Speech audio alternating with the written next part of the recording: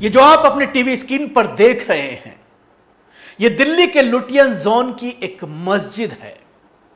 इस मस्जिद को होर्डिंग्स लगा करके कवर किया जा रहा है। यह मस्जिद पार्लियामेंट से महज 1 किलोमीटर की दूरी पर है। अशोक रोड का जो गोल चक्कर है उस पर यह मस्जिद है। रफी मार्ग का जो टी पॉइंट है उस पर यह मस्जिद वाक़ है और रफी मार्ग का जो मेट्रो स्टेशन है उस मेट्रो स्टेशन पर ही यह मस्जिद है।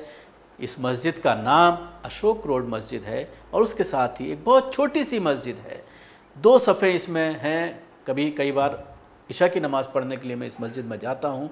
इस मस्जिद में 2 ही सफ़े हैं और वो भी 10-12 आदमी एक सफ़ में आ सकते हैं। कुछ बच्चे हैं जो इस मस्जिद में को बसाए हुए हैं, तालिब इल्म हैं, 8-10 बच्चे हैं जो यहाँ पर रहते हैं और जो है यहाँ पर कुरान की तालीम जो इमाम साहब है मस्जिद के उनके ज़रिए उनको दी जाती है। उनके रहने सहने का भी इंतज़ाम इस मस्जिद में किया हुआ है। एक छोटा सा मदरसा यानी इस मस्जिद के अंदर चलाया जा रहा है। लेकिन कल से G20 जिस तरह से शुरू हो रही है, 3 दिन के लिए पूरे लुटियन जोन को बंद कर दिया गया है और सौंदर्यकरण की तस्वीरें लगातार एक हफ्ते से जिस तरह से मीडिया के ज़रिए, मेन स्ट्रीम मीडिया के ज़रिए दिखाई जा रही हैं और एक बड़े इवेंट के तौर पर पूरे इवेंट के लिए मोदी को बधाई दी जा रही है, मोदी की तारीफ़ें की जा रही हैं, मोदी सरकार की तारीफ़ें की जा रही हैं।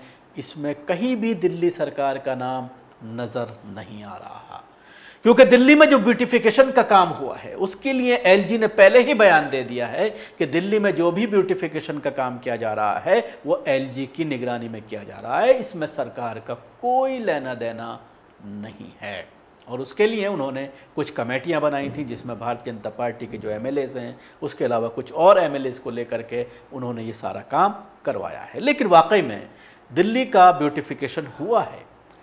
1 लाख से ज़्यादा फ्लावर पॉट यानी गमले रखे गए हैं फूलों के और जगह जगह पर यह काम चल रहा है। लेकिन सवाल ये खड़ा होता है, चाहे वो गरीबों की बस्तियां हो, चाहे वो मसाजिद हो, आखिर मसाजिद किस तरह से इस ब्यूटिफिकेशन में गंदी नजर आ रही है?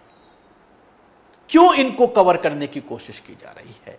क्या विदेश से आने वाले मेहमानों के कंट्रीज में मस्जिदें नहीं हैं? क्या वहां पर इस तरह की मस्जिदें वो आते जाते नहीं देखते होंगे? तो क्यों इस तरह की मसाजिद को जो उस इलाके में आते हैं जहां पर वीआईपी मूवमेंट होने वाली है, विदेश से आने वाले डेलीगेशंस की मूवमेंट होने वाली है, इन मसाजिद को क्यों कवर किया जा रहा है? एक बार पूरा वीडियो मैं आपको दिखाना चाहूंगा कि किस तरह से इसको जहां से मस्जिद की चारदीवारी शुरू होती है वहीं से इन होर्डिंग्स को लगाना शुरू कर दिया गया है। ज्यादातर मस्जिद का हिस्सा पेड़ों से ढका हुआ है, लेकिन मस्जिद के गेट के सामने भी होर्डिंग्स लगाए जा रहे थे। आप अपने टीवी स्क्रीन पर देख सकते हैं, यहाँ पर एनडीएमसी का एक ट्रक खड़ा है जिसके अंदर बहुत सारे होर्डिंग्स लगे हुए हैं। जब मैं वहाँ पर पहुँचा था तो ये कवर करने का काम चल रहा था, मस्जिद के गेट की तरफ कवर किया जा रहा था। अब तक शायद पूरी मस्जिद को कवर कर दिया गया हो। तो क्या ये मस्जिद इस ब्यूटिफिकेशन के लिए बदनुमा दाग है?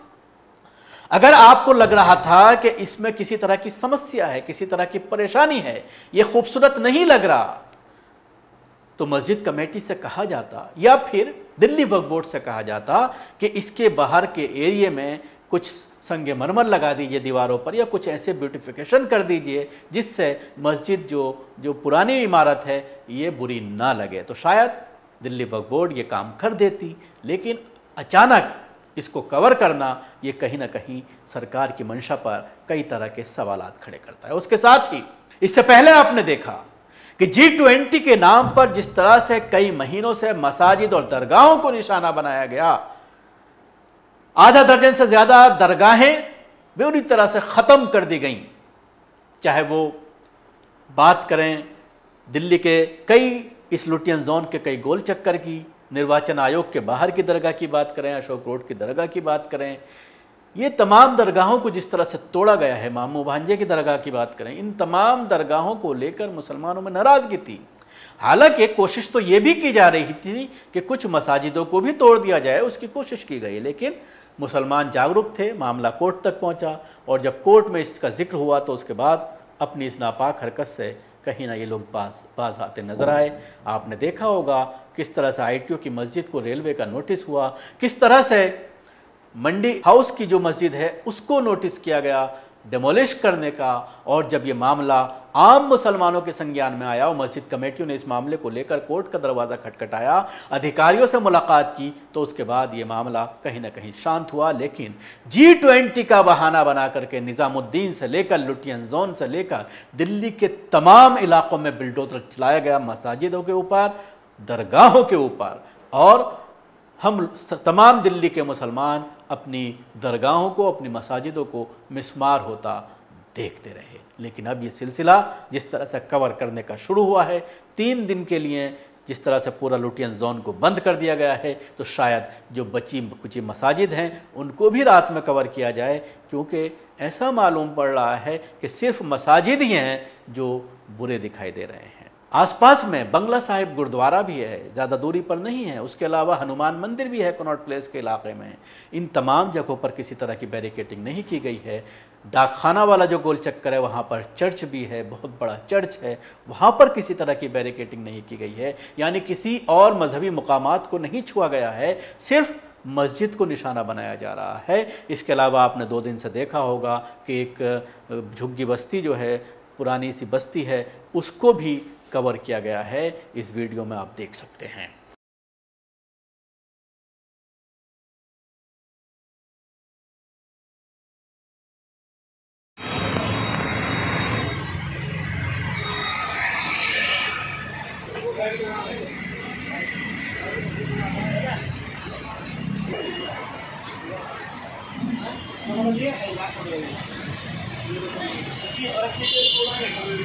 इस वक्त हम पहुंच गए हैं अशोक रोड की इस मस्जिद के पास।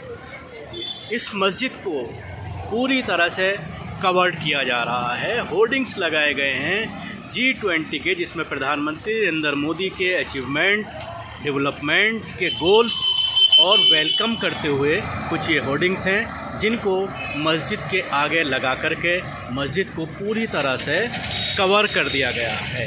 अशोका रोड की ये मस्जिद है, आप देख सकते हैं कि अभी काम चल रहा है ये कवर करने का, और पूरी तरह से इस मस्जिद के गेट तक को भी यहाँ पर कवर किया जा रहा है। आप ये देख सकते हैं कि बराबर में ये मेट्रो का हेडक्वार्टर है यहाँ पर, और मेट्रो स्टेशन भी है। ये रफ़ीमार का बोर्ड, मेट्रो स्टेशन, उसके अलावा ये संचार भवन की बिल्डिंग पीछे ये नज़र आ रही है, और ये भी बैंक की एक बिल्डिंग है। पूरे इलाके में कहीं पर भी कोई कवरिंग नज़र नहीं आ रही है, सिवाय इस मस्जिद के, जो अशोका रोड पर जो स्थित ये मस्जिद है, इस मस्जिद को कवर करने का काम किया जा रहा है।